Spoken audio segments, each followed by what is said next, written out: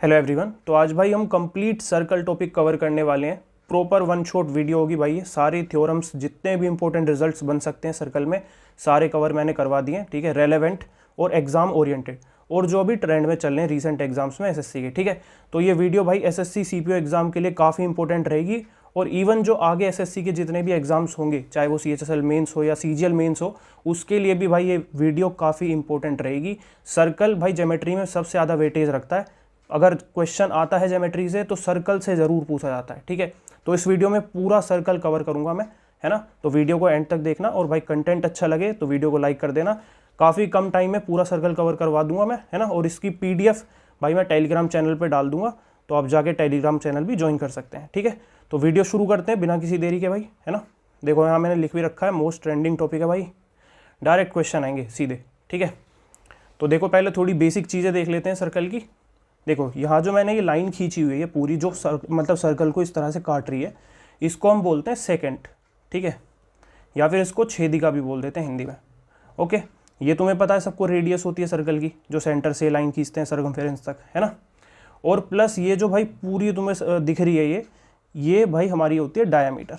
ठीक है, इतनी तो सबको नॉलेज होगी, इतने में कोई दिक्कत नहीं है। ठीक है, बेसिक टू एडवांस जितने भी रिजल्ट्स बन सकते हैं सारे करवा दूंगा मैं, जो भी एग्जाम ओरिएंटेड होते हैं। तो पूरा वीडियो देखना आराम से, कोई दिक्कत नहीं है। अच्छा, ये देखो जो यहाँ से टच होती हुई जा रही है ना सर्कमफेरेंस से ये लाइन, इसको हम बोलते हैं टेंजेंट, है ना। इसको क्या बोलते हैं? टेंजेंट। अच्छा, एक चीज़ और, ये तुम्हें दिख रही है ये चीज़, इसको बोलते हैं कोड, और हिंदी में इसको बोलते हैं, हिंदी में क्या बोलते हैं इसको? जीवा बोलते हैं शायद, है ना। तो ये होगी हमारी कोड और इसको बोलते हैं जीवा हिंदी में। अच्छा, एक चीज़ और, ये तुम्हें यहाँ से यहाँ तक ये चीज़ दिख रही है जो यहाँ से यहाँ तक जा रही है ऐसे करके, इसको बोलते हैं भाई आर्क। ठीक है, और हिंदी में इसको बोलेंगे चाप, है ना। तो ये बेसिक कुछ टर्मिनोलॉजी है, बेसिक कुछ ये सर्कल की, तो इसको थोड़ा ध्यान से रखना, ठीक है, दिमाग में अपने। चलो आगे चलते हैं, अब बात करते हैं। देखो ये हमारे पास सर्कल है, अब शुरुआत करते हैं भाई सारे रिजल्ट्स और थ्योरम्स देखनी। देखो सबसे पहले सबसे बेसिक, सर्कल का एरिया क्या होता है ये सबको पता होगा, पाई आर स्क्वायर। ठीक है, पाई क्या होता है? 22/7, है ना, या फिर 3.14, जो भी रखना चाहो। और दूसरी चीज़ कि भाई इसका जो सरकमफेरेंस होगा, क्या सरकमफेरेंस, वो क्या होगा? सरकमफेरेंस होता है भाई इसका 2πr। ठीक है, तो सरकमफेरेंस क्या हो गया इसका? 2πr। एरिया क्या हो गया? पाई आर स्क्वायर। अच्छा, दूसरी चीज़ एक, यहाँ देखो मैंने एक सर्कल बनाया हुआ है और इसमें अगर मैं तुमसे बोलूँ कि ये हमारी देखो रेडियस है, ये भी हमारे पास रेडियस है। ठीक है, और ये हमारे पास मान लो कोई एंगल है थीटा। अब मैं तुम्हें यहाँ जो चीज़ बताऊंगा उससे सबसे ज़्यादा क्वेश्चन आएगा, मतलब ये समझ लो आएगा ही आएगा, इससे क्वेश्चन आना ही आना है। ठीक है, सीएचएसएल हो या सीजीएल हो, भरे पड़े थे इनसे सवाल। ठीक है, अब देखो यहाँ पे मान लो ये आपके पास एक आर्क है। ठीक है, आर्क को क्या बोलते हैं? चाप बोलते हैं। ये ए बी आर्क है मान लो आपके पास। ठीक है, तो इससे ऊपर मैं तुम्हें क्या बताना चाह रहा हूँ कि भाई ये हमारे पास ना एक पूरा इधर से यहाँ तक जितना भी ये मैंने खींचा है, देखो ये पूरा जो है इसको बोलते हैं हम सेक्टर। क्या बोलते हैं? सेक्टर बोलते हैं। ये यहाँ से यहाँ तक पूरा जितना भी है ना ऊपर तक सारा, ये पूरा हमारा सेक्टर है।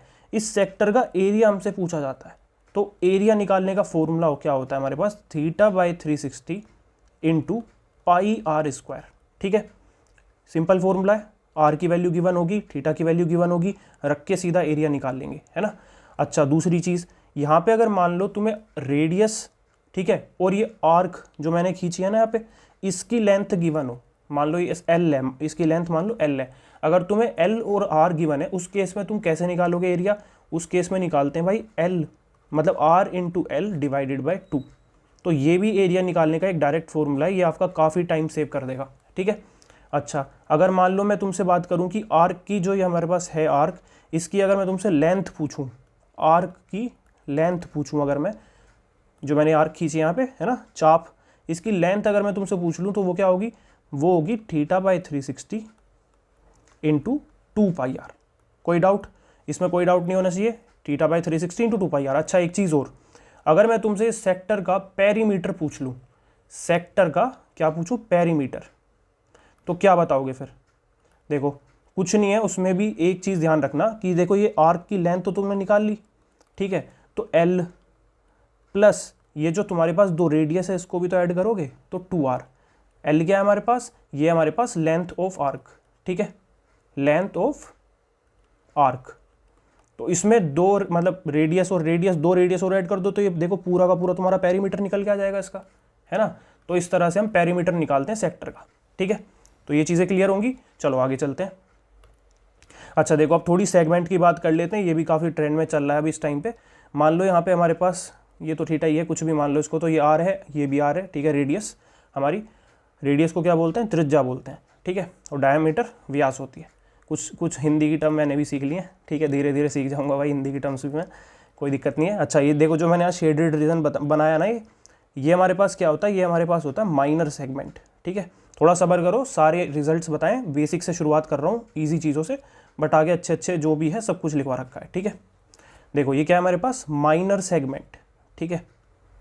इस कोड के नीचे वाला जो ये हमारे पास एरिया मतलब सारा दिख रहा है ना तुम्हें, ये माइनर सेगमेंट होता है, ठीक है। इससे ऊपर जितना भी है, ये जितना भी दिख रहा है तुम्हें, वो क्या है, ये हमारे पास मेजर सेगमेंट। क्या है, मेजर सेगमेंट, ओके, सेगमेंट। अच्छा अगर मैं तुमसे अब पूछूं, मुझे एरिया निकालना है भाई इसका, तो वो तुम एरिया कैसे निकाल सकते हो, मैं उसकी बात बताऊंगा तुम्हें यहाँ पे, तो ध्यान से सुनना।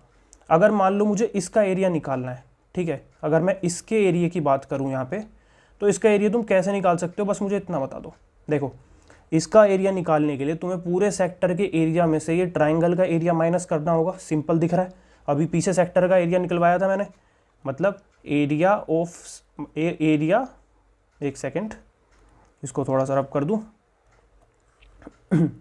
दोबारा लिखते हैं। देखो एरिया ऑफ सेक्टर में से अगर मैं माइनस कर दूं क्या, इस ट्राइंगल का एरिया, एरिया ऑफ ट्राइंगल, ठीक है। अब ट्राइंगल का एरिया कैसे निकालना है और एरिया का सेक्टर कैसे निकालना है, मतलब सेक्टर का एरिया कैसे निकालना है, वो चीज़ मैं तुम्हें बता चुका हूँ। ट्राइंगल का एरिया और देख लो कैसे निकलेगा। यहाँ पे देखो, यहाँ पे क्या आएगा, theta by 360 into pi R square, ठीक है। Theta by 360 into pi R square, यही बताया था मैंने तुम्हें, किसका एरिया, ये सेक्टर का एरिया है। इसमें से माइनस करना है हमें ट्राइंगल का एरिया। और ध्यान रखना कभी भी हमें दो साइड मतलब इस तरह से गिवन हो, इस केस में तो आर और आर सेम ही है, और बीच में थीटा गिवन हो, ये यूनिवर्सल फॉर्मूला होता है एक एरिया निकालने का ट्राइंगल के, कि हाफ इंटू जो भी साइड गिवन है आजू बाजू की, वो आर इंटू आर यानी कि आर स्क्वायर, और इंटू साइन थीटा, ये फॉर्मूला होता है, ठीक है। ट्राइंगल की प्रॉपर्टीज़ में अगली वीडियो जो डालूंगा मैं ट्राइंगल के ऊपर डालूंगा, तो उसमें मैं तुम्हें सिखा दूंगा, ये भी मतलब बता दूंगा ये सब, ठीक है। तो ये क्या हो गया, हमारा एरिया निकल गया। अच्छा मेजर सेगमेंट का भी एरिया निकाल सकते हैं हम, वो कैसे निकलेगा भाई, मेजर सेगमेंट मतलब मेजर सेगमेंट का तो और आसान है, कैसे, एरिया ऑफ सर्कल, मतलब पूरे सर्कल का तुम एरिया निकालोगे, उसमें से माइनस क्या करोगे, ये जो नीचे तुम्हारा निकला है क्या, माइनर सेगमेंट का एरिया, ठीक है ना। माइनर सेगमेंट का एरिया तुमने निकाल लिया, एरिया ऑफ सर्कल में से उसको माइनस कर दो, बस माइनर सेगमेंट एरिया। तो ये तुम्हारे पास क्या निकल के आ जाएगा, मेजर सेगमेंट का एरिया निकल के आ जाएगा, ठीक है, मेजर सेगमेंट का एरिया। तो क्लियर है, दोनों चीज़ें मैंने बता दी यहाँ पे। सेगमेंट क्लियर हो गया, क्या होता है इस कोड, ये जो मैंने कोड खींचे हैं, मान लो ए बी कोड है ये, इस ए बी कोड के नीचे जितना भी ये एरिया तुम्हें दिख रहा है माइनर सेगमेंट है, इसके ऊपर जितना भी तुम्हें दिख रहा है वो मेजर सेगमेंट है, बात खत्म हो गई, ठीक है। एरिया निकालना मैंने बता दिया दोनों का। अच्छा अब कुछ देखो इंपॉर्टेंट प्रॉपर्टीज, डायरेक्ट क्वेश्चन मिलते हैं, डायरेक्ट बिल्कुल, ठीक है। ये मान लो तुम्हारे पास एक डायमीटर है ए बी, ठीक है। इसका भाई क्या बनता है कि मान लो ये लाइन मतलब हमारी डायमीटर जो है ये सरकमफेरेंस पे सर्कल के 90 डिग्री का एंगल बनाती है, ठीक है। डायरेक्ट प्रॉपर्टी है पूरी, मतलब बहुत फेमस प्रॉपर्टी है, ज़्यादातर लोगों को पता भी होगी, ऐसा कुछ है नहीं इसमें, है ना। अच्छा इसे तुम वैसे भी ले सकते हो, अभी बताता हूँ। देखो यहाँ पे मैंने यहाँ पे मान लो ए बी, ठीक है, ए बी और सी डी दो कोड खींची, और इस केस में जो ए बी है is equals to C D है। क्लियर है ये चीज़, ये दोनों कोड इक्वल है, कोड का मतलब जीवा, ठीक है, दोनों इक्वल है। और इक्वल होने से क्या होगा भाई कि ये जो एंगल सेंटर पे बनाएगी ना, दोनों थीटा मतलब दोनों इक्वल एंगल बनाएंगी सेंटर पे, ये ध्यान रखना है। क्लियर है, ये भी क्लियर होना चाहिए, कोई दिक्कत नहीं, डायरेक्ट क्वेश्चन आता है इससे भी। अच्छा यहाँ पे और एक चीज़ ध्यान रखना, देखो तुम्हें एक चीज़ मैं बताने की कोशिश करता हूँ कि मान लो जैसे तुम्हारे पास एक ये क्या है, सर्कल है, ठीक है। सर्कल में हमने यहाँ पे एक कोड खींची, यहाँ पे एक दो रेडियस बन गई हमारी, ठीक है। यहाँ पे हमारे पास क्या हो गया कि मान लो अगर मैं तुमसे एक चीज़ कहना चाह रहा हूँ, यहाँ पे अगर मैं यहाँ पे एक लाइन खींचता हूँ इस तरह से, ठीक है, सेंटर से पास होती हुई एक लाइन खींचता हूँ, तो मेरे भाई जो भी लाइन सेंटर से इसको यहाँ पे डालेंगे ना कोड पे, वो इसको परपेंडिकुलरली बाइसेक्ट करेगी। बात आई समझ में? ये परपेंडिकुलर भी होगा और बाइसेक्ट भी करेगा। अच्छा, ये तुम्हें पहले से पता है। कैसे पहले से पता है? याद करो, आइसोस्केलस ट्रायंगल मैंने जितनी भी पिछली क्लासेस ली हैं उसमें मैंने तुम्हें बताया था कि आइसोस्केलस ट्रायंगल जो हमारे पास बन के आता है उसमें जो लाइन हम खींचते हैं उसके मतलब एक कोने से, वो उसकी भाई मीडियन का भी काम करेगी, एंगल बाइसेक्टर का भी काम करेगी। मतलब ये थीटा होगा तो ये भी थीटा होगा, और उसका परपेंडिकुलर, एल्टीट्यूड, मतलब सब कुछ ही वो बन जाएगी। ठीक है, तो इस केस में भी तो वही होगा ना। देखो ये आर है, इधर भी आर है, तो दो भुजाएं जब इसकी बराबर हो गई तो दो भुजा बराबर होने के बाद ये आइसोस्केलस ट्रायंगल बन गया। तो इसमें आइसोस्केलस वाली ही सारी प्रॉपर्टीज लग जाती हैं। इसमें तुम्हें अलग से ये चीज़ें प्रॉपर्टीज़ याद करने की जरूरत नहीं है कि ये सेंटर से कोई लाइन आएगी 90 डिग्री का एंगल बनाएगी, है ना, या फिर 90 डिग्री का कोई एंगल बना दिया तो सेंटर से पास होगी, या फिर ये बाइसेक्ट करेंगी इक्वल पार्ट में। तुम्हें सब कुछ पता है ऑलरेडी, क्योंकि मीडियन है तो इक्वल में मतलब इक्वल में ही बाइसेक्ट करेगी अगर ये मीडियन है। बस इतना ध्यान रखना है कि ये जो ट्राइंगल बनता है ये आइसोस्केलस होता है। ठीक है, आइसोस्केलस होता है, ये ध्यान रखना है। उसकी सारी प्रॉपर्टी इसमें लग जाएंगी, तो उसके बाद तुम्हें कुछ ऐसा प्रॉपर्टी याद करने की अलग से जरूरत नहीं पड़ेगी। ठीक है, तो क्लियर है ये तीनों प्रॉपर्टीज, मतलब तीनों रिजल्ट जो भी मैंने बताया। चलो आगे चलते हैं जल्दी जल्दी। अच्छा, ये देखो काफ़ी कंफ्यूज करता है, आज के बाद तुम्हें कभी कंफ्यूजन नहीं होगा इसको देखने के बाद। ये हमारी ऑल्टरनेट सेगमेंट थ्योरम, भाई बहुत इंपॉर्टेंट है, स्टार मार्क कर लो इसे। ठीक है, मान लो ये ए है, ठीक है, ये बी है मान लो, और मान लो ये हमारे पास सी है। ठीक है, अगर मैं तुमसे बोलूँ कि हमारे पास देखो ये टेंजेंट है, ये कोड के साथ, जहाँ पे ये पॉइंट ऑफ कॉन्टैक्ट है ना ये वाला, ये कोड के साथ टेंजेंट यहाँ पे मान लो थीटा एंगल बना रही है। क्लियर है? क्लियर है, बस इतना ध्यान देना कि कोड एक मतलब टेंजेंट के साथ एक कोड यहाँ पे थीटा एंगल बना रही है। तो मेरे भाई इसके साथ वाली जो लाइन है ना, इसके अपोजिट तुम जितनी भी लाइन यहाँ पे बनाओगे, बात आ गई समझ में क्या बोला मैंने? यहाँ पे जितनी भी कोड बनाओगे वो यहाँ पे थीटा एंगल ही बनाएंगी, ये कहना चाह रहा हूँ। ठीक है, कि मान लो जैसे यहाँ पे, ये यहाँ पे है ना, मैं यहाँ पे भी बना सकता हूँ इसको, इस जगह पे भी देखो, यहाँ पे भी बना सकता हूँ मैं, कि मान लो मैंने यहाँ पे बना दिया इस तरह से। ठीक है, तो ये भी थीटा होगा। इसके अपोजिट, इस मतलब इस वाली कोड के अपोजिट जितनी भी कोड इधर पड़ेंगी अपोजिट में, ऑल्टरनेट जितनी भी कोड पड़ेंगी वो सारी की सारी यहाँ पे थीटा एंगल बनाएंगी। ठीक है, सिमिलरली मान लो ये यहाँ पे थीटा एंगल बनाए तो मेरे भाई ये भी यहाँ पे थीटा एंगल होता, ये थीटा नहीं होगा, खैर अल्फा मान लो इसको। ठीक है, तो ये भी अल्फा होगा। एक सेकंड रब कर देता हूँ, अच्छे से लिख देते हैं, रिवाइज करने में बाद में मतलब अच्छा लगेगा तुम्हें भी। ठीक है, ये मान लो अल्फा है तो ये भी अल्फा होगा। ठीक है, तो समझ में आ गया होगा आई होप। जो भी हमें यहाँ पे दिया है ना टेंजेंट के साथ कोड जो भी एंगल बना रही है, इसके अपोजिट देखो, इसके अपोजिट, इसके साथ वाला नहीं, यहाँ पे नहीं। कंफ्यूजन कहाँ क्रिएट होता है कि हम इसको मान लेते हैं इक्वल जब क्वेश्चन करने की बारी आती है, बट हमें ये लेना है। मैंने एक क्वेश्चन भी ले रखा है इसके ऊपर, तो उससे और अच्छे से क्लियर हो जाएगा आगे। ठीक है, तो एंड तक देखते रहो, सारे रिवाइज करवा दूंगा, कोई दिक्कत वाली बात नहीं है। अब देखो भाई यहाँ पे साइक्लिक क्वाड्रिलेटरल की बात कर लेते हैं थोड़ी सी, क्योंकि ये भी काफ़ी इंपॉर्टेंट है हमारे एग्जाम पॉइंट ऑफ व्यू से, है ना, इससे भी काफ़ी क्वेश्चंस आते हैं। देखो पहले इसको देख लेते हैं। मान लो ये एंगल ए है, ठीक है, ये एंगल मान लो बी है, ये एंगल मान लो सी है, और ये एंगल मान लो डी है। तो तुम्हें पता होगा साइक्लिक क्वाड्रिलेटरल में आमने सामने के जो एंगल होते हैं उनका सम 180 डिग्री होता है। सबसे बेसिक प्रॉपर्टी, सबसे पहली प्रॉपर्टी यही है। ठीक है, आमने सामने मतलब, और पता है ऐसा मत समझना कि इससे क्वेश्चन नहीं आते भाई। सीजीएल में मैंने दिया है ना, सीधा क्वेश्चन था, ये एंगल पूछ, ये एंगल दे रखा था, ये सामने वाला पूछ रखा था। तो ऐसा नहीं है आते नहीं है, डायरेक्ट आते हैं। बस ये है कि पता होने वाली बात है, रिवीजन कर रहे हैं तो बेसिक चीज़ें भी देखनी पड़ेंगी ना, सभी देखेंगे। ठीक है, तो ये चीज़ आ गई, सिंपल है ये। अच्छा, इसमें एक और चीज़ आती है कि मान लो जैसे मैं इसको आगे बढ़ा दूँ ऐसे करके, ठीक है, तो यहाँ पे मान लो जो हमारा एंगल आया ना, एंगल ई मान लेते हैं इसको। तो मेरे भाई ये angle A is equals to angle E होता है, ये ध्यान रखना, इंपॉर्टेंट है काफ़ी। ये वाला एंगल इसके बराबर हो जाएगा। कैसे हो जाएगा वो तुम वैसे भी निकाल सकते हो। देखो ये है, ये इसके सामने वाली, इसको भी 180 में से माइनस करके तुम यहाँ पे लिखोगे तो ये भी तो लीनियर पेयर वही बन गया। फिर इसको दोबारा से 180 में से तुम्हें करना पड़ेगा यहाँ पे, तो वही चीज़ यहाँ पे आ जाती है निकल के। मतलब तुम इसे अप्लाई करके देख सकते हो, कुछ भी वैल्यू रख के देख लो, वही निकल के आएगा। ठीक है, तो आई होप समझ में आ गया होगा ये। चलो इसके अगला देखते हैं। यहाँ पे भी मैंने बना रखा है एक साइक्लिक क्वाड्रिलेटरल, इसमें थोड़ी प्रॉपर्टीज़ देखेंगे। ये मान लो हमारे पास ए है, ठीक है, ये मान लो बी है, ये मान लो सी है, और ये मान लो डी है। पहली प्रॉपर्टी क्या निकल के आती है भाई, कि मान लो ये कट कर रहे हैं कहाँ पे, पी पे। ठीक है, अगर मान लो बी पी ठीक है, बीपी जो हमारा पीडी के बराबर हो जाए, मतलब ये इसके ये वाली जो लेंथ है ये इसके बराबर हो जाए, तो उस केस में क्या होता है इफ़, ठीक है, उस केस में क्या होता है कि ए बी, बहुत इंपॉर्टेंट रिजल्ट है ध्यान रखना, A B into B C is equals to A D into C D. ये डायरेक्ट रिजल्ट याद रखना, ये इसकी मल्टीप्लाई इस, मतलब ये आजू बाजू के इनकी मल्टीप्लाई इज इक्वल्स टू इन दोनों की मल्टीप्लाई के, ये ध्यान रखने वाली बात है इसमें।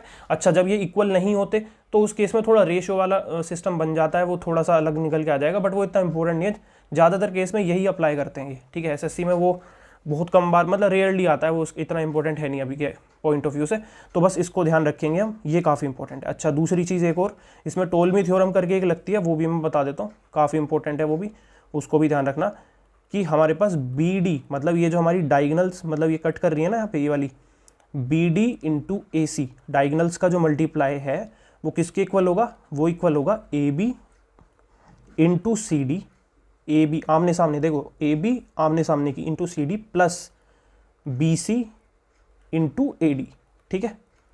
मतलब डायगनल्स का मल्टीप्लाई इन दोनों के मल्टीप्लाई के और सम और इन दोनों के मल्टीप्लाई के सम के बराबर होगा, ठीक है।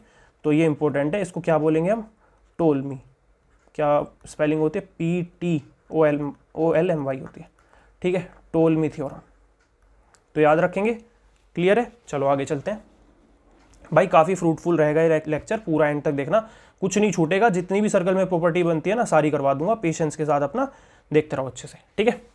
अब देखो भाई कितना ज़्यादा आता है ये सवाल, तो मतलब ये समझ लो कोई कंपनी है कैसा भी आए पूछा ही जाना है, ठीक है, तो कोई दिक्कत नहीं है डायरेक्ट। अच्छा, इसमें एक, इसको स्किप मत करना भाई इस पार्ट को, डायरेक्ट कॉमन टेंजेंट का फॉर्मूला बता दूंगा, ट्रांसवर्स का बता दूंगा, लेकिन उनको मिला के बहुत इंपॉर्टेंट रिजल्ट बनता है। कभी रिसेंट में मैंने मॉक दिए थे, उसमें क्वेश्चन था उससे, और मतलब अगर तुम उसे करने चले गए इक्वेशन बना के तो बहुत टाइम खा जाएगा, तो उसको डायरेक्टली याद रखना, ठीक है, सोल्व करके वही आता है हर बार, तो उसको मैं बता दूंगा रिजल्ट। पहले ये चीज़ देखते हैं, ठीक है।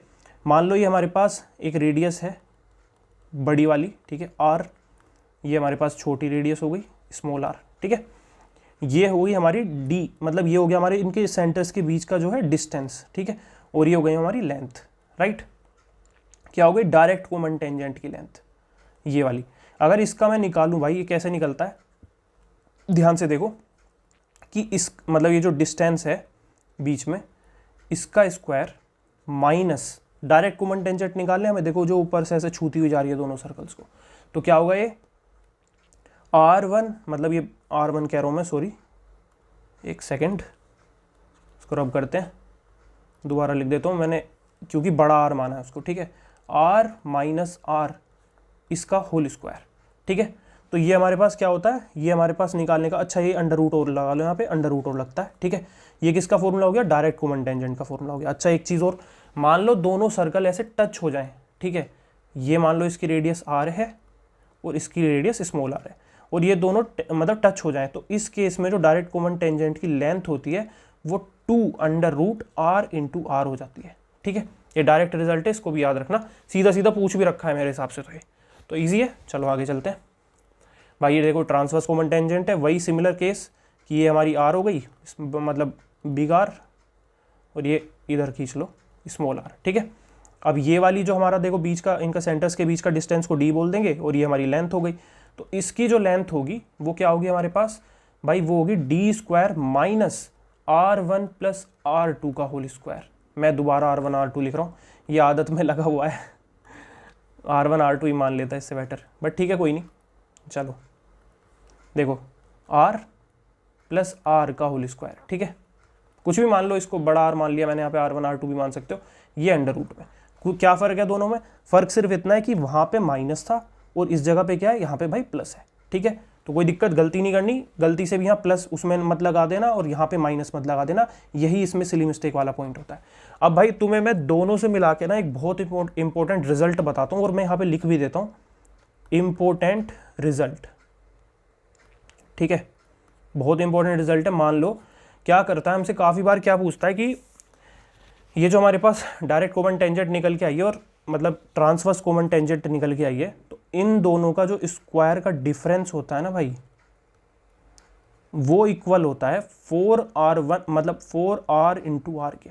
अब तुम पूछोगे कैसे यूज़ आएगा, भाई अभी क्वेश्चन आया था मेरे मूक में, एक मैं मूक दे रहा था शायद से सीजीएल का या किसका, उसमें ये रेडियस का मतलब जो इनका ये होता है ना, रेडियस जो होती है इन दोनों सर्कल्स की, इसका भाई मल्टी मतलब ये डायरेक्टली इसका प्रोडक्ट पूछ रखा था, ठीक है। तो उस केस में तुम्हें क्या करना था कि जो ये हमें ये गिवन है इसका स्क्वायर करना था डायरेक्ट कॉमन टेंजेंट की लेंथ का, और ट्रांसवर्स कॉमन टेंजेंट की लेंथ का स्क्वायर करना था, और स्क्वायर में से जो डिफरेंस आया उसको 4 से डिवाइड कर देना था, वो सीधा तुम्हारा इसका मतलब वैल्यू निकल के आ जाती, ठीक है। तो इसमें कुछ भी पूछ ले तुम डायरेक्ट वैल्यू निकाल सकते हो, वरना तुम्हें भाई ये इक्वेशन देखो पुट करके यहाँ से वो सब सोल्व करना पड़ेगा, तो काफ़ी लंबा पड़ जाएगा। तो ये रिजल्ट याद रखना, काफ़ी इंपॉर्टेंट रिजल्ट है, ठीक है। चलो आगे चलते हैं। देखो भाई काफ़ी बार कर रखा होगा तुमने, ये थीटा होता है तो ये 2 थीटा होता है, क्यों भाई? ये प्रॉपर्टी होती है कि अगर कोई भी, ये आर्क है हमारे पास दोबारा, चाप जिसे तुम बोलते हो, कोई भी चाप अगर सरकमफेरेंस पे थीटा बना रही है, सरकमफेरेंस मतलब जो सर्कल से पूरा जा रहा है सर्कल पे टच हो गया, यहाँ थीटा बना रही है, तो सेंटर पे 2 थीटा बनाएगी, सेंटर पे डबल एंगल बनेगा, ठीक है। लेकिन अगर सेम आर्क, ये जो हमारी आर्क है, ठीक है, चाप है, ये सरकमफेरेंस पे अगर यहाँ पे थीटा बना रही है, तो यही आर्क, यही सेम चाप दूसरी जगह तुम कहीं पे भी ले लो, वो थीटा ही बनाएगी हर जगह पे। सेम आर्क, ध्यान रखना सेम आर्क की बात हो रही है, अलग अलग की बात नहीं हो रही, ठीक है। सेम आर्क थीटा ही बनाएगी, उससे अलग नहीं जाएगी, ठीक है। चलो आगे चलते हैं, सब कुछ कवर करवा दूंगा, टेंशन मत लो। देखो यहाँ पे अब इसको देख लेते हैं भाई, ये भी काफ़ी बार इंपॉर्टेंट है, मतलब बहुत इंपॉर्टेंट है। ये मान लो ये ए बी है, ठीक है, ये सी डी है, और ये भाई तुम्हारे पी पे कट कर रहे हैं, मतलब पी पे जाके मिल रहे हैं, ये कोड है ना, कोड बाहर जाके मिल रही है। और वैसे क्या है, ये स्टार्टिंग में बताया था, ये है तुम्हारी क्या, एक तरह से बोल सकते हो इसको सेकंड बोल सकते हो, जो ऐसे कट करती हुई निकल रही है, ठीक है। या इसको ऐसा बोलो कि ये कोड है, ये कोड को एक्सटेंड करके बाहर पी पे पॉइंट पे मिला दिया तुम्हारे, ठीक है। सिमिलरली यहाँ पे ये कोड, ये तो कोड को एक्सटेंड किया है, लेकिन यहाँ पे इसको टेंजेंट डाल दिया। इसको क्या मानेंगे हम, इसको ए बी मान लेते हैं, इसको टी मान लेते हैं, इसको भाई पी मान लेते हैं, ठीक है, कोई दिक्कत नहीं है। अच्छा इस केस में क्या केस बनता है भाई, देखो इस केस में तो पी टी का जो हमारे पास स्क्वायर होता है, ये भाई बहुत रिपीटेड क्वेश्चन है, इनको गलती से भी मिस मत कर देना। अगर किसी को नहीं पता, कोई बिगनर बच्चा है ना, मतलब जो पहली बार देख रहा हो ये सर्कल वर्कल, जिसने कभी पढ़ा ना हो, वो भी अगर ये करके चला जाए तो भाई बहुत बेनिफिशियल रहेगा, ठीक है। ये क्या होगा भाई, ये होगा P B into P A, इसकी मल्टीप्लाई पूरे से, ठीक है। ये इंपॉर्टेंट रिजल्ट है, याद रखेंगे।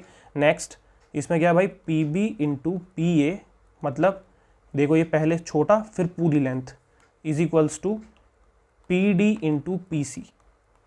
क्लियर है, इंपॉर्टेंट रिजल्ट है, याद रखना, डायरेक्ट याद रख, मतलब रट्टा बजा लो इसको और कुछ नहीं है। अच्छा ये हो रहा है, देखो एक रिजल्ट, वहाँ तो जो कोड थी वो बाहर जाके मतलब मिल रही थी, इधर कोड यहाँ पे मतलब अंदर मिल रही है, इंटरनली जो है इंटरसेक्ट हो रही है, ठीक है। इस पॉइंट को पी मान लेते हैं, और ये दो कोड है हमारी A B and C D. तो इस केस में क्या बनेगा, देखो पी को पकड़ लो यहाँ पे, तो पी पे से पहले ए पे जाओ और पी से फिर बी पे चले जाओ, P A into P B, ठीक है, इज इक्वल्स टू फिर पी और सी और फिर पी और डी, पी को पकड़ लो बस, ठीक है, P C into P D, ये सिंपल हमारा वो बनता है रिजल्ट। अच्छा एक चीज़ और, एक भाई कोई भी टेंजेंट अगर सर्कल को ऐसे, मतलब टेंजेंट तो वही होती है जो सर्कल को ऐसे टच करते हुए निकलती है, तो रेडियस जो पॉइंट ऑफ कॉन्टैक्ट होता है ना, जहाँ पे टच करती है सर्कल को ये टेंजेंट, तो जो ये पॉइंट ऑफ कॉन्टैक्ट होता है, यहाँ पे जो हमारी रेडियस होती है वो 90 डिग्री का एंगल बनाती है, ठीक है। सिंपल प्रॉपर्टी है, सबको पता होगी, ये भी रिवाइज हो गई बस, और कुछ नहीं है। चलो भाई अच्छा रिजल्ट है, ध्यान से देखेंगे, बहुत इंपॉर्टेंट रिजल्ट है। डायरेक्ट क्वेश्चन सीपीयू में आए हुए हैं 3 से 4, ठीक है, बाहर इससे, तो ध्यान से देखेंगे। मान लो ये, मान लो तुम्हारे पास ए है, ये मान लो तुम्हारे पास बी है, ये मान लो सी है, ये डी है। फिगर याद रख लो, मतलब ये फिगर तुम्हारे दिमाग में छप जानी चाहिए, ठीक है।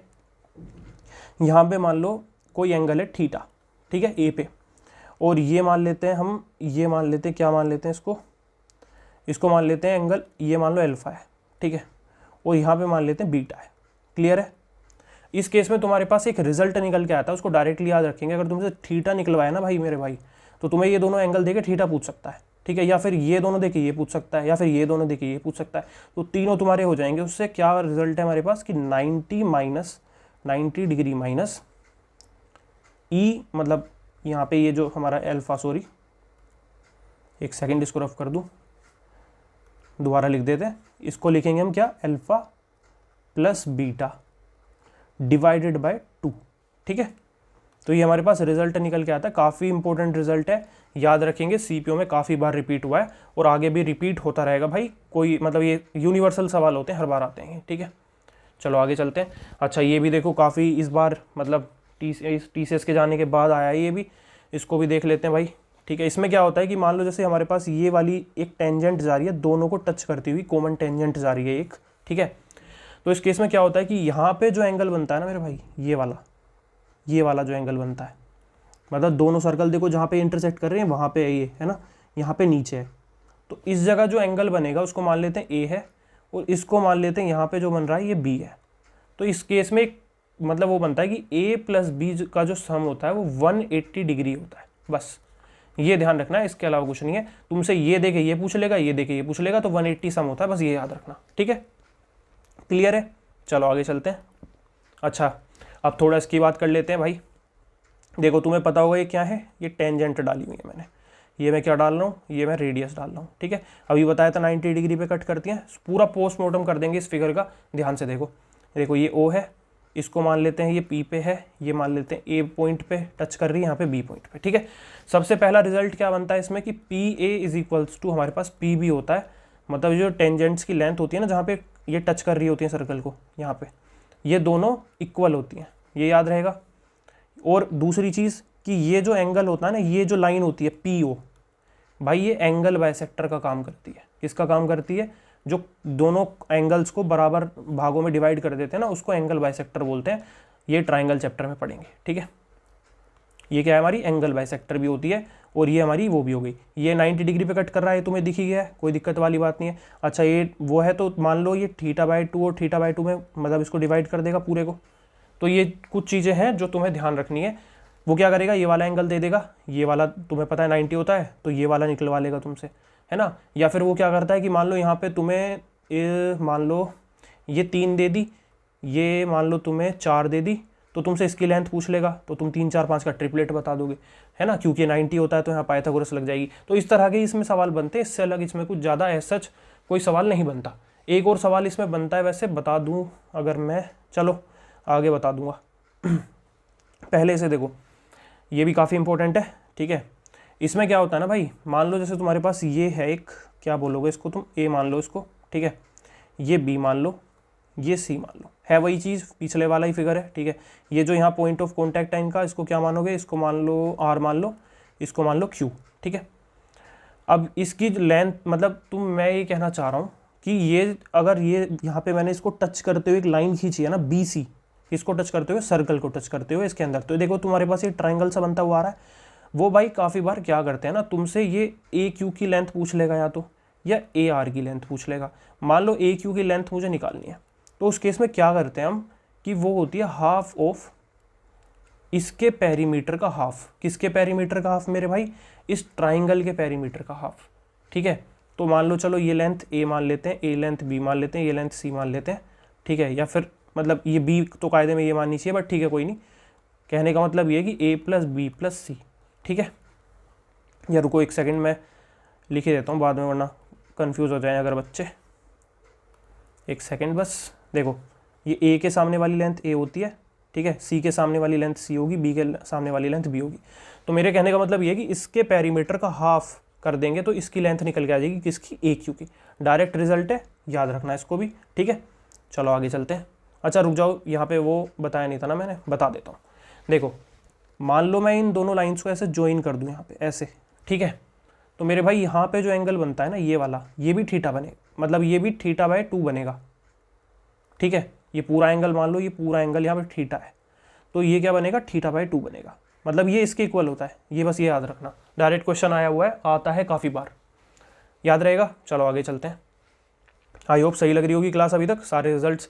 अच्छा ये वाला भी भाई इस बार काफ़ी मतलब फेमस हुआ है ये वाला टाइप भी। इसमें क्या करते हैं, ये पूछते हैं भाई कॉमन टेंजेंट के नंबर्स की कितनी कॉमन टेंजेंट है ओवरऑल, ये हमें बताना होता है, ठीक है। तो इसमें मैं तुम्हें बताऊंगा दो तरीके से पूछता है डायरेक्ट। ये एक तो तुमसे पूछेगा कि भाई बताओ 2 सर्कल्स अगर मतलब तुम्हें गिवन है और वो टच नहीं कर रहे हैं, ठीक है, एक दूसरे से, तो कितनी कॉमन टेंजेंट्स बनेंगी।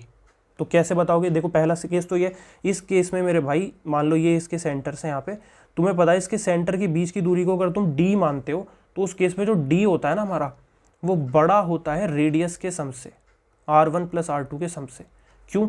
दिख ही रहा है ना वो, तो ये तो देखिए यहाँ तक रेडियस है, ये यहाँ तक रेडियस है, तो ये तो D तो इससे बड़ा ही हो गया ना ओवरऑल। तो इस केस में वो तुम्हें ऐसे दे के भी पूछ सकता है ये वाली लाइन, प्लस वो दो सर्कल टच नहीं कर रहे ये कह के भी पूछ सकता है कि कितनी कॉमन टेंजेंट है। तो कितनी कॉमन टेंजेंट है इसमें 4 कॉमन टेंजेंट है, याद रखोगे। इसमें कितनी कॉमन टेंजेंट है? 3। इस केस में क्या पूछेगा कि दो सर्कल्स एक्सटर्नली बाहर से मतलब टच कर रहे हैं, ठीक है। तो उस केस में कितनी टेंजेंट बनेगी? एक ऐसे, एक ऐसे, एक इनके बीच में ऐसे टच करती हुई आएगी, 3 टेंजेंट बनेगी। और इस केस में मेरे भाई जो डी होता है ना, मतलब जो बीच के सेंटर्स के बीच का डिस्टेंस है, तुम्हें दिख रहा होगा ये और ये बराबर ही है ना, फिर तो R1 प्लस R2 के बराबर हो गया इस केस में। इस केस में बड़ा था डिस्टेंस, इस केस में बराबर हो गया। अच्छा ये केस इसको अभी देखेंगे, पहले इससे पहले ये वाले देख लेते हैं। मान लो इंटरनली ऐसे करके अंदर से चला जाए सर्कल, तो उस केस में कितनी बनेगी? 2 बनेगी, है ना, बस एक ये और एक ये। अच्छा इस केस में तुमसे दूसरे तरह से कैसे पूछ सकता है? देखो वहाँ बराबर हो गया था, यहाँ छोटा हो जाएगा, सिंपल है। मतलब दिख भी रहा होगा ना तुम्हें कि यहाँ से जाएगा, मतलब अंदर हो गया तो भाई सिंपल सी बात है, इनके सेंटर के बीच का डिस्टेंस जो है वो रेडियस के सम से छोटा हो जाएगा, ठीक है। क्लियर है इतनी चीज़? अच्छा इस वाले केस में क्या होता है भाई? इस वाले केस में वो पूछेगा कि इंटर्न मतलब ऐसे अंदर घुस गया पूरा उसके, और ऐसे टच कर रहा है बिल्कुल, ठीक है, टच कर रहा है इस तरह से, ध्यान रखोगे। तो इस केस में क्या होगा भाई? इस केस में जो हमारे पास बनेगी एक कॉमन टेंजेंट बनेगी। और कैसे पूछ सकता है तुमसे? इस केस में जो मतलब डिस्टेंस होगा हमारा वो R1 माइनस R2 के बराबर होता है, याद रखोगे। R1 माइनस R2, R1 बड़े वाले सर्कल की रेडियस है और R2 छोटे वाले सर्कल की रेडियस है। उनके बीच के डिफरेंस के मतलब उनके बीच के डिफरेंस के बराबर होता है ये, इनके बीच के मतलब जो सेंटर्स का इनका डिफरेंस होता है, ठीक है। तो इस केस में एक कॉमन टेंजेंट बनेगी। अच्छा इससे पीछे मैंने एक कॉन्सेंट्रिक सर्कल खींचा था, इस केस में 0 बनेगी, कोई नहीं बनेगी। कहाँ बनेगी बताओ? बनेगी ही नहीं कॉमन, तो किस्सा खत्म है, ठीक है। अच्छा इस केस में याद रखना, इस केस में जो डी होता है ना वो छोटा होता है किससे? R1 माइनस R2 से, ठीक है। उस केस में बराबर था, देखो यहाँ पे बराबर था इनके डिफरेंस के, लेकिन वहाँ पे छोटा हो गया। क्लियर है? तो आगे चलते हैं भाई। देखो अब मैंने कुछ क्वेश्चंस रखे हुए हैं, सारी मतलब चीज़ें जो है मैंने भाई कवर करवा दी हैं मोस्टली। इसके अलावा तो कुछ मेरे हिसाब से बचता नहीं है अब सर्कल में, मतलब ऐसा कोई प्रॉपर्टी जो पूछी जा रही हो अभी रिसेंट के एग्जाम्स में। तुम्हें मैंने सारी टेंजेंट्स बता दी हैं, ठीक है, सेक्टर वाले चीज़ बता दिए, सेगमेंट वाले बता दिए, कॉमन टेंजेंट कैसे कैसे बनती हैं वो बता दिया है, और जो टेंजेंट मतलब बाहर से आती हैं और उनका जो भी निकलवाना होता है, ठीक है, वो सब बता दिया मैंने, है ना। और सेकंड वैकेंट जो ऐसे कट करती हैं, कोड अंदर कट करती हैं, वो चीज़ें बता दी हैं। आइसोस्केलस बनता है मतलब सर्कल के अंदर, वो भी बता दिया। टोल्मी थ्योरम भी बता दिया है। 90 डिग्री पे कट करता है वो भी बता दिया है ना। पूरी पिक्चर तुम्हारे दिमाग में क्लियर हो गई होगी आई होप, ठीक है। अब कुछ क्वेश्चन ले रखे हैं मैंने यहाँ पे अपने नोट से, ये अब बहुत इस टाइम पे आ रहे हैं ये सवाल, ठीक है, तो इनको थोड़ा ध्यान से देखेंगे। और जो मैंने अभी तक चीज़ें करवाई है ना वो भी तुम्हारी इन कॉन्सेप्ट्स मतलब जो करवाया मैंने वो भी रिवाइज हो जाएंगे इनके थ्रू, ठीक है। चलो तो करते हैं। देखो भाई इसने बोला ABCD is a cyclic quadrilateral, diagonals BD and AC जो कट करती हैं, ठीक है, BD and AC cut each other at P। देखो यहाँ P पे कट कर रही हैं इस जगह पे, एक सेकेंड में कलर चेंज कर लूँ इसका, ये वाला, ठीक है। देखो यहाँ P पे कट कर रही हैं ये, तो भाई उसके बाद इन्होंने बोला है कि APD हमारा 100 है, APD 100 लिख रखा है। उसके बाद ABP 48 है, ठीक है। उसने क्या पूछा? PDC पूछा है, PDC ये वाला एंगल पूछा है। अब तुम मुझे बताओ, तुम्हें अभी मैंने पीछे बताया था कि एक आर्क, देखो ये वाली आर्क, ध्यान से देखो जो मैं रेड कलर से यहाँ पे कर रहा हूँ, ये वाली आर्क यहाँ पे सर्कमफेरेंस पे 48 डिग्री बना रही है। तो मेरे भाई ये कहीं भी बनाए सर्कमफेरेंस पे 48 ही बनाएगी। तो देखो ये वाली आर्क यहाँ पे चाप, मतलब चाप यहाँ पे 48 बना रही है, तो यहाँ पे भी 48 बनाएगी। क्लियर है इतनी बात? तुम्हें APB कौन सा वाला गिवन था? तुम्हें ABP गिवन था, ये गिवन था, तो तुमने ये भी 48 निकाल लिया, इससे निकाल लिया ना। क्लियर है? तो तुम क्या ये नहीं निकाल सकते? तुम्हें दिख नहीं रहा कि भाई ये एक्सटीरियर एंगल मतलब इसका और इसका सम करके ही तो ये आता है। तो वही तो मैंने लिखा है कि 48 + x is equals to 100 degree है, तो x की वैल्यू 52 आ जाएगी। कैसे? एक्सटीरियर एंगल प्रॉपर्टी बोलते हैं इसको, हम स्कूल्स में सिखाई जाती है, बहुत बेसिक प्रॉपर्टी है। किसी भी ट्राइंगल के बाहर ऐसे करके लाइन खींच के जो एंगल बनता है ना, एक्सटीरियर एंगल बनता है, ठीक है। तो क्लियर होगा ये? चलो आगे चलते हैं। देखो ये वाला भी काफ़ी अच्छा क्वेश्चन है। इन्होंने क्या बोला है कि P80 एक टेंजेंट है, देखो टच करती हुई जा रही है सर्कल को नीचे, बिल्कुल ठीक है, टू अ पॉइंट A, हाँ A पॉइंट पे टच कर रही है बिल्कुल, देखो ये रहा A पॉइंट हमारा, है ना। उसके बाद क्या बोला उन्होंने, and A B is a कोड सच डेट, ए बी देखो कोड है हमारे पास, ये रही बना दी यहाँ पे, यहाँ बी तक कोड बना दी, ठीक है। बी ए टी इन्होंने दे रखा है 67 डिग्री, बी ए टी, क्या तुम्हें इसको देखते ही ऑल्टरनेट सेगमेंट थ्योरम की याद आ रही है? वही वाली फिगर है, टेंजेंट नीचे खिंचवाई थी, इस तरह से बन रहा था। ये 67 है तो तुम्हारे दिमाग में पिक्चर क्लियर हो गई, ये भी 67 होगा, देखो यहाँ पे 67 बना रखा है। तो यहाँ पे पहले स्टेप में हमने ए सी बी निकाला है 67 डिग्री, ठीक है।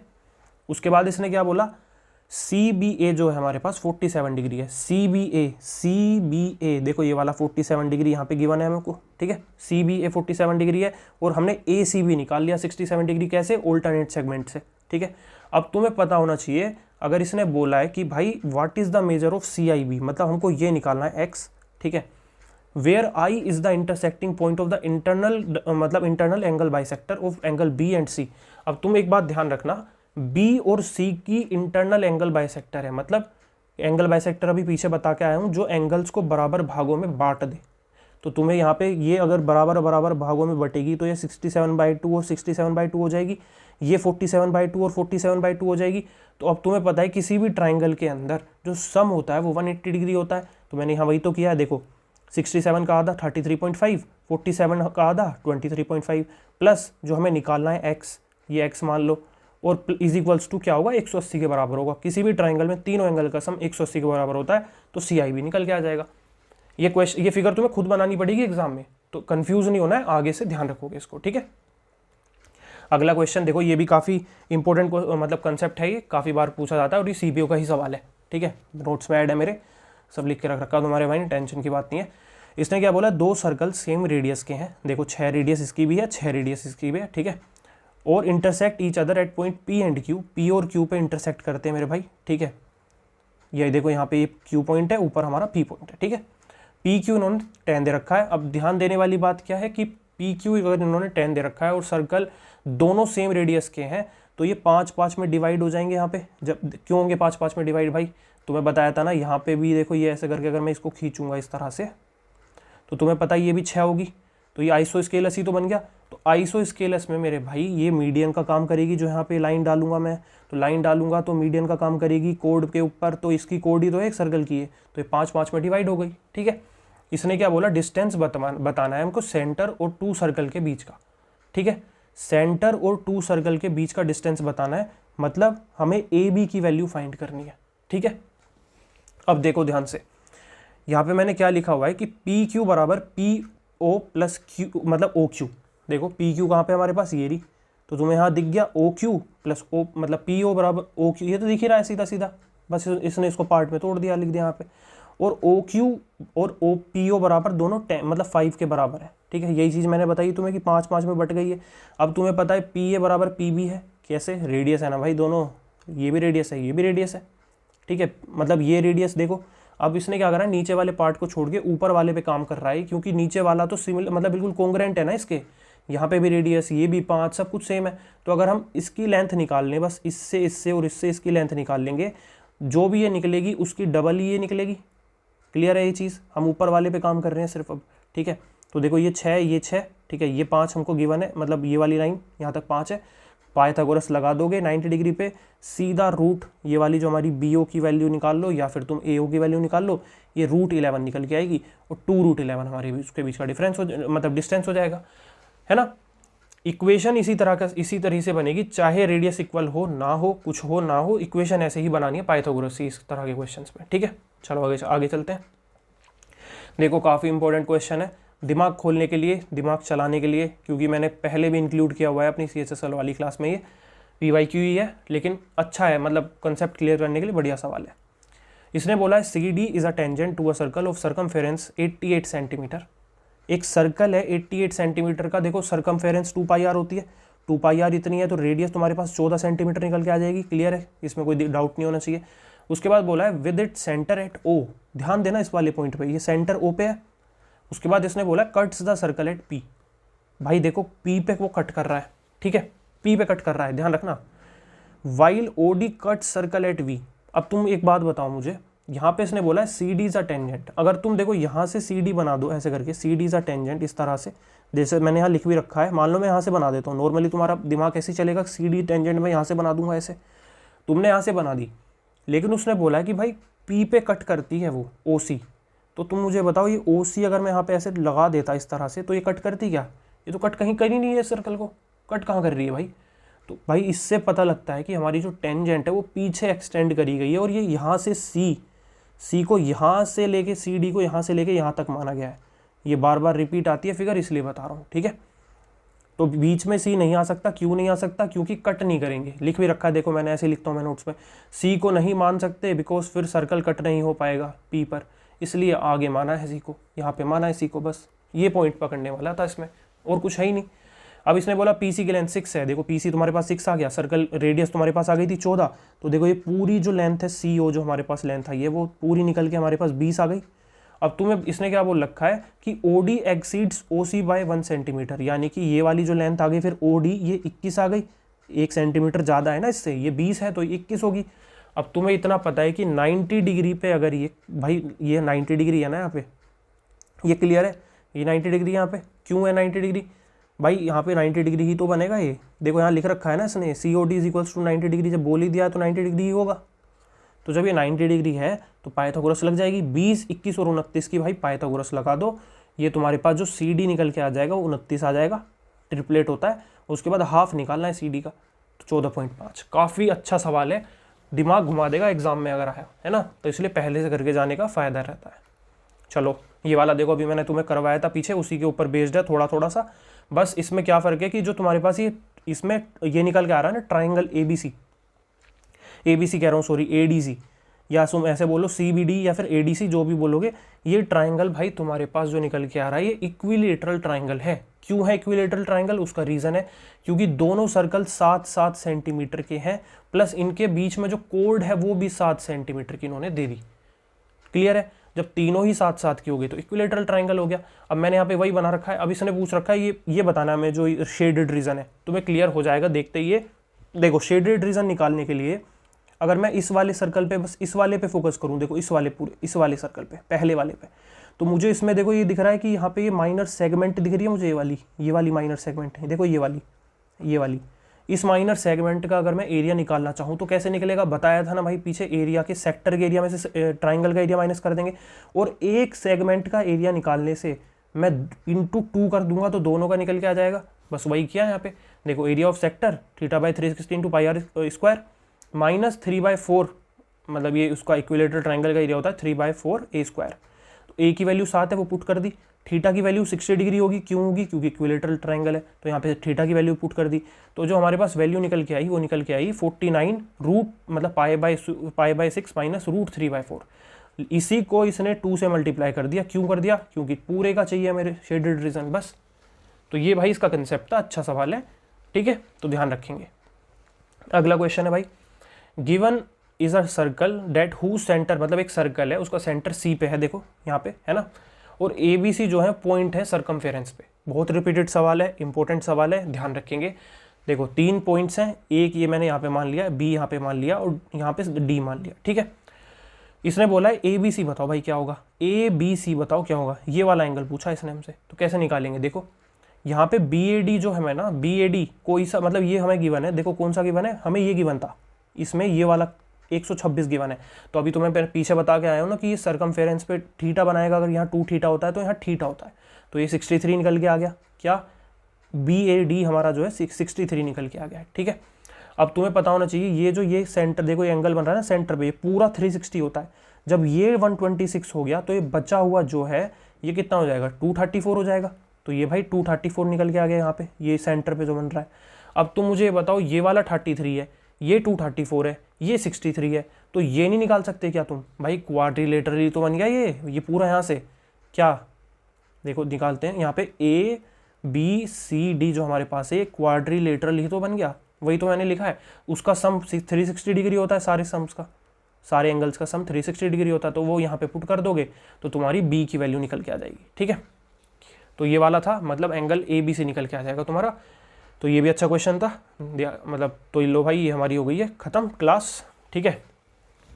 तो भाई कैसी लगी कमेंट सेक्शन में ज़रूर बताना। अगला टॉपिक हम ट्राइंगल कवर करेंगे इसी तरह से, ठीक है, और उसके बाद हम अर्थमेटिक के टॉप 50 ट्रेंडिंग क्वेश्चंस कवर करेंगे जिनको करने से आपके कंसेप्ट्स भी क्लियर हो जाएंगे। अगर किसी को कुछ भी नहीं आता तो भी समझ में आ जाएगा, इस तरह से समझा दूंगा, ठीक है। और वीडियोस अच्छी लग रही हैं भाई, कंटेंट अच्छा लग रहा है तो अपने दोस्तों के साथ ज़रूर शेयर करना, जो भी तैयारी कर रहे हो किसी भी एसएससी एग्ज़ाम की या और भी अदर एग्ज़ाम की जिसमें मैथ्स आती है, ठीक है। अच्छी लग रहा होगा भाई, मेथड्स बताने का तरीका अच्छा लग रहा होगा, सिंपल है, बेसिक अप्रोचेस हैं, कोई फालतू की मतलब ट्रिकबाजी मैं नहीं कर रहा है ना। रिजल्ट्स बताएं, कुछ इंपॉर्टेंट क्वेश्चंस करवा दिए साथ में जो रिपीटेड रहते हैं, जिससे थोड़ा सा तुम्हें आइडिया लग जाए किस तरह से अप्लाई करने हैं। बाकी तो भाई डायरेक्ट क्वेश्चन आएगा, जितने भी मैंने रिजल्ट बताए ना इनसे डायरेक्ट क्वेश्चन देखने के लिए मिलेगा, तो कोई टेंशन वाली बात नहीं है, ठीक है। तो भाई अच्छे से एग्जाम दे के आना। और बाकी जो मैंने स्ट्रेटेजी वाली वीडियो में तुम्हें चीज़ें बताई थी, आई होप आप उसको फॉलो कर रहे होगे, है ना। इंग्लिश में, जीके में, रीजनिंग में और सेक्शनल वाला जो मैंने चीज़ें सब बताई थी वो चीज़ें फॉलो कर रहे होगे, और स्किपिंग की प्रैक्टिस ज़रूर कर रहे होगे, आई होप, ठीक है। कर रहे हो तो भाई कमेंट सेक्शन में ज़रूर बताना। प्लस कोई और टॉपिक भी करवाना हो तो वो भी आप बता सकते हैं, है ना। और वीडियो लाइक कर देना भाई बिना कहे।